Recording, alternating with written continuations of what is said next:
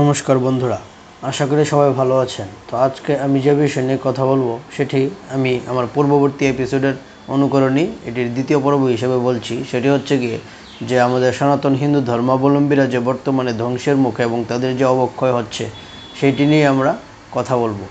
তো পূর্বের এপিসোডেও আমি বলেছি যে আমাদের সনাতন হিন্দু ধর্মাবলম্বীরা বিভিন্ন ধরনের ভুল কাজে লিপ্ত হয়ে বিভ্রান্ত হয়ে তারা আজকে ধ্বংসের মুখে বা সনাতন ধর্ম আজ হুমকির মুখে। তো এর জন্য আমরা সনাতন ধর্মাবলম্বী যারা আছে তারাই মূলত দায়ী, কেননা আমরা আমাদের ধর্ম সম্পর্কে ঠিকভাবে জানি না, আমরা আমাদের সনাতন ধর্ম সম্পর্কে সঠিকভাবে চর্চা করি না। আর এর জন্যই যারা সনাতন ধর্মের বিরোধী তারা আমাদেরকে বিভিন্নভাবে ভুল বুঝিয়ে আমাদের মধ্যে বিভেদ সৃষ্টি করে এবং এর ফলে সনাতন ধর্ম আজ হুমকির মুখে পতিত হয়েছে। তো আজকে সনাতন ধর্মাবলম্বীদের একটি ভুল নিয়ে কথা বলবো, যে ভুলটির কারণে আজকে আমাদের এই অবস্থা। সেটি হচ্ছে যে আমাদের সনাতন ধর্মাবলম্বীরা বর্তমানে সনাতন ধর্মাবলম্বী যারা অসহায় মানুষ রয়েছেন তাদেরকে আমরা সাহায্য সহযোগিতা করি না, ফলে তারা বিভিন্ন ধরনের বিভ্রান্তিতে পতিত হয়ে অন্যদের ফাঁদে পা দিচ্ছে। তো আসলে আমাদের সমাজে বর্তমানে মন্দির এর কোনো অভাব নেই। আমাদের অনেক ধরনের মন্দির রয়েছে, অনেক দেবদেবীর মন্দির রয়েছে এবং সেগুলোতে অনেক রকমের ব্যবস্থা আছে, কিন্তু সেই মন্দিরগুলোতে যে পরিমাণ অর্থ উপার্জন হয় সেই অর্থ দিয়ে সনাতন ধর্মাবলম্বী মানুষেরা বা ওই সমস্ত মন্দিরগুলোর যে সমস্ত কমিটিরা রয়েছে তারা শুধু নিজেদের উপার্জনের জন্য, নিজেদের ব্যক্তিগত স্বার্থের জন্য মন্দির থেকে উপার্জিত আয় দিয়ে নিজেদের ইচ্ছা পূরণ করে যাচ্ছে। তারা সমাজের সাধারণ মানুষদের উপর কোনো খেয়াল দিচ্ছে না, যার জন্য আজ সনাতন ধর্মের এই করুণ অবস্থা। বর্তমানে আমাদের সনাতন ধর্মের মধ্যে মন্দিরগুলোকে তারা এক একটি ব্যবসার কেন্দ্র বানিয়ে ফেলেছে। তারা মন্দিরগুলো অর্থ দিয়ে নিজেদের যথেচ্ছাচার ব্যবহার করছে, অথচ সাধারণ মানুষদের, বিশেষ করে যারা সনাতন ধর্মাবলম্বী অসহায় মানুষ রয়েছেন তাদের কোনো সেবায় তারা কাজ করছে না।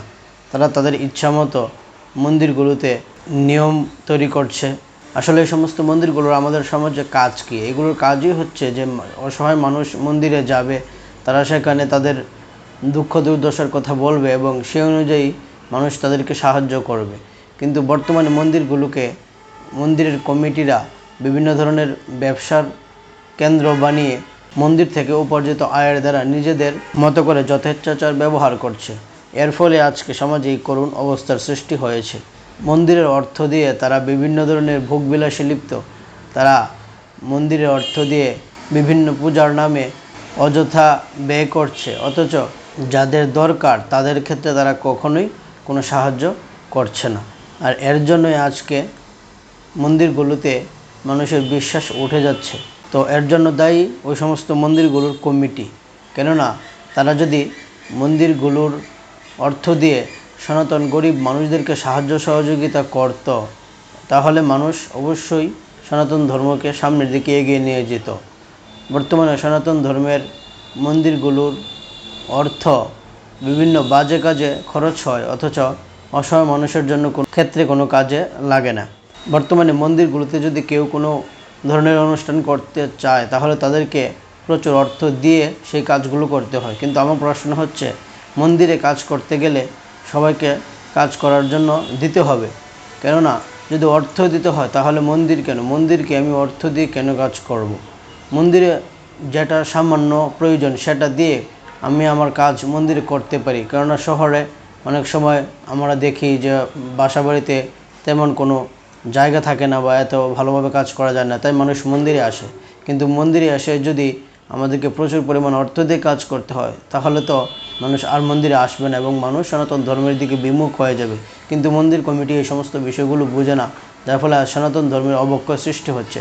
তাই সাধারণ মানুষ বা যারা গরিব সনাতন ধর্মাবলম্বী মানুষ রয়েছেন তারা তাদের ধর্মীয় অনুষ্ঠানগুলো করতে পারছেন না। এ থেকে তো এটাই বোঝা যাচ্ছে যে ধর্ম তো আসলে ধর্ম তো এটি নয়। তো যে আচার অনুষ্ঠান যাই বলি সেটি কি শুধু বড়লোক বা ধনী শ্রেণীর জন্যই? যারা গরিব তাদের জন্য কি ধর্মীয় অনুষ্ঠান নয়? তারা কি মন্দিরে এসে বিনা অর্থে বা বিনা খরচে ধর্মীয় অনুষ্ঠান করতে পারবে না? তো সেই বিষয় নিয়ে আমাদেরকে অবশ্যই ভাবতে হবে এবং আমাদের সবাইকে ঐক্যবদ্ধ হয়ে এই সমস্ত অনাচারের বিরুদ্ধে প্রতিবাদ করতে হবে এবং তাদেরকে সাহায্য সহযোগিতা করতে হবে, কারণ আমাদের সনাতন ধর্ম বর্তমানে ধ্বংসের দিকে। আর আমরা যদি আমাদের সনাতন ধর্মকে বাঁচাতে চাই তাহলে আমাদের সবাইকে একত্র হয়ে বিভিন্ন ধরনের মত পথ এর বিভক্তিকে ভুলে সনাতন ধর্মকে সামনের দিয়ে এগিয়ে নিয়ে যেতে হবে। কেননা আমাদের সবসময় একটি কথা মনে রাখতে হবে যে একটি পৌরাণিক শ্লোক রয়েছে অনেক সুন্দর, যেটি বলছে সত্যেন রক্ষতে ধর্ম বিদ্যাভ্যাসেন রক্ষতে মৃজ্জয়া রক্ষতে রূপম কুলম বৃত্তেন রক্ষতে। এখানে এই শ্লোকটিতে অনেক সুন্দরভাবে একটি কথা বলা হচ্ছে যে ধর্মের রক্ষণ সত্যের মাধ্যমে হয়, অর্থাৎ সত্যের দ্বারাই ধর্মকে রক্ষা করা যায়।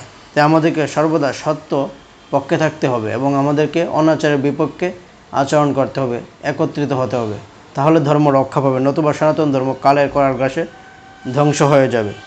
আর পরবর্তীতে এই শ্লোকে বলা হচ্ছে যে বিদ্যা অভ্যাসের দ্বারা, রূপ পরিষ্কার পরিচ্ছন্নতার দ্বারা এবং কুল মানুষের আচরণের দ্বারা রক্ষিত হয়। তো এই মন্ত্র থেকে আমরা, এই শ্লোক থেকে আমরা এটিই দেখতে পাচ্ছি যে আমাদের সনাতন ধর্মের মানুষদেরকে অবশ্যই একত্র হয়ে প্রতিবাদ করতে হবে অন্যায়ের বিরুদ্ধে এবং মন্দিরগুলোকে মানুষের সেবায় কাজে লাগাতে হবে। কোনো ব্যবসা কেন্দ্র না বানিয়ে এগুলোর দ্বারা উপার্জিত অর্থ দিয়ে গরিব সনাতনীদের সাহায্য করতে হবে এবং মানুষের সাহায্যে সর্বদা এগিয়ে থাকতে হবে, তাহলে সনাতন ধর্ম সামনের দিকে এগিয়ে যেতে পারবে। নতুবা সনাতন ধর্ম অবক্ষয়ের যে ধারায় পতিত হয়েছে তা আরও এগিয়ে যাবে এবং সনাতন ধর্ম কালের করাল গ্রাসে ধ্বংস হয়ে যাবে। তো আমি আজকে আসলে এই পর্যন্তই, আর কথা বলবো না। সবাইকে অনুরোধ করব আপনারা আমার এই কথাগুলো নিয়ে বিবেচনা করবেন এবং সেই অনুযায়ী কাজ করার চেষ্টা করবেন। তো দেখা হবে পরবর্তীতে অন্য কোনো এপিসোডে। সেই পর্যন্ত ভালো থাকুন। ধন্যবাদ সবাইকে। নমস্কার। ওম শাম।